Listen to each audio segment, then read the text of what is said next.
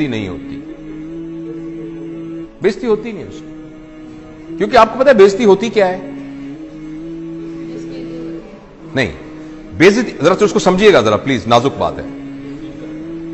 Ego, मेरी देखें, ego की 1000 डेफिनेशंस और होंगी।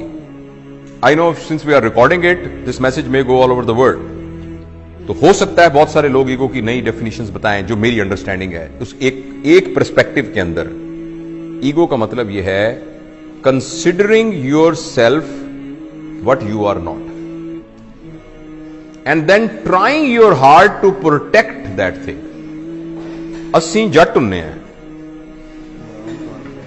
अस्सी जट हुन्ने हैं भाईजान, असी साडा ए अकीदा है। मैं head of the department of surgery हूं। Are you head of department of surgery? अगर अभी आपका एक्सीडेंट हो जाए, अल्लाह ना, किसी का एक्सीडेंट हो जाए और उसको हेड इंजरी होके और वो वेंट के ऊपर पड़ा हो, किधर गया head of department of surgery भाईजान? It's only a software which is in your mind. किधर गया? मैं जट हूं, मैं फलां हूं, मेरा वो अकीदा है, मेरा ये अकीदा है। दिस इज, गौर से सुनिएगा मेरा फिक्रा, considering yourself what you are not and then trying to protect it। मैं वार्ड का प्रोफेसर हूं, you are actually not। आपका नाम जावेद इकबाल है, आप जावेद इकबाल हैं। आपको रिस्पॉन्सिबिलिटी दी गई है head of department of surgery की, जो कुछ अरसे के बाद आपसे ले ली जाएगी, और आपसे पहले भी एक बंदे को दी गई थी। So if I am head of department of surgery, I forget that I am Javed Iqbal. अगर मेरे head of department of surgery के ऊपर कोई हट लगा, जरा सा भी दब्बा आया, यानी ये कि मैं कमरे में आया था, उठ के खड़ा नहीं हुआ, ऐसी की तैसी इनकी जरूरत क्या हुई खड़े? इसका नाम ईगो होता है।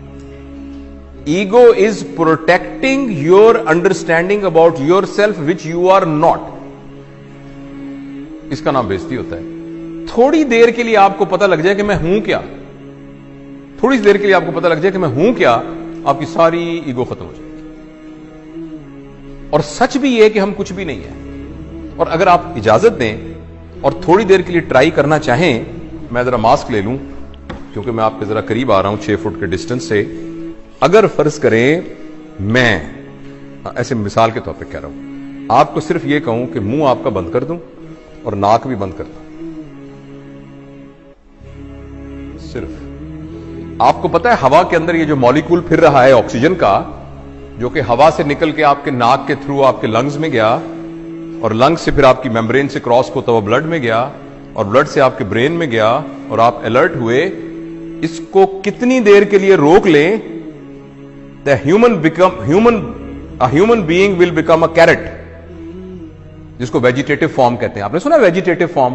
वो वेजिटेबल क्या होती है? कैरेट होती है ना, मूली और गाजर होती है। तो एक इंसान को मूली और गाजर बनने में आपको हैरानी होगी 4 मिनट का फासला है। उस 4 मिनट की रस्सी के ऊपर आप कह रहे हैं मैं बड़ी शाय भाई, मैं बड़ा बदमाश है इलाके का, मेरी भी कोई इज्जत है, मेरी भी कोई ताकत है। क्या इज्जत है आपकी? हैसियत क्या है?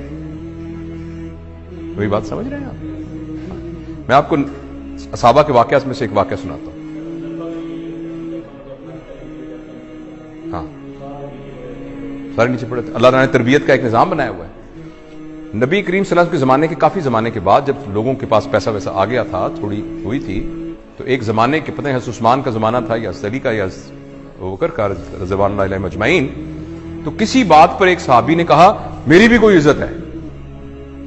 तो एक सीनियर सहाबी पड़े थे, उन्होंने उनकी दाढ़ी पकड़ ली। कहने लगे तुमने क्या कहा? ये क्या कहा तुमने सुना नहीं? इज्जत तो अल्लाह और अल्लाह के नबी की, तुमने कैसे कह दिया? एक तुमने उसके हाथ काटन काम, वो तरबियत याफ्ता लोग थे, वो टांगे कांपनी शुरू हुई। उसने कहा मुझे माफ करो, ये कैसे मेरे दिल में क्या आ गया? और हम कह रहे हैं मेरी बेइज्जती हो गई क्योंकि मैं वार्ड का असिस्टेंट प्रोफेसर हूं। राइट? जो ट्रू लीडर होता है ना, ट्रू लीडर, वो अपने आप को फॉल्स आइडेंटिफिकेशन से बचा के रखता है।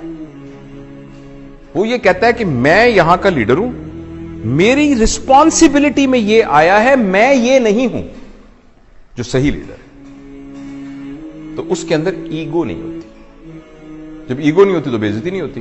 तो मैं अगर कोई भी उठ के खड़ा नहीं हो रहा, मैं तो अपने आप को समझ नहीं रहा इस काबिल के मेरे लिए कोई खड़ा हो, तो मैं तो महसूस भी नहीं करूंगा इस बात को, अगर मैं ये समझ रहा हूं। और अगर मैं ये समझ रहा हूं कि नहीं मेरी एक हैसियत थी, उठ के क्यों लोग खड़े हुए, तो मेरी बड़ी बेइज्जती हो जाएगी। और इस बात पर कि आप उठ के खड़े नहीं हुए, हो सकता है मैं नहीं वर्कशॉप लेता, तो बैच ही बड़ा अजीब है जी, उठ के खड़ा ही नहीं हुआ ऐसा।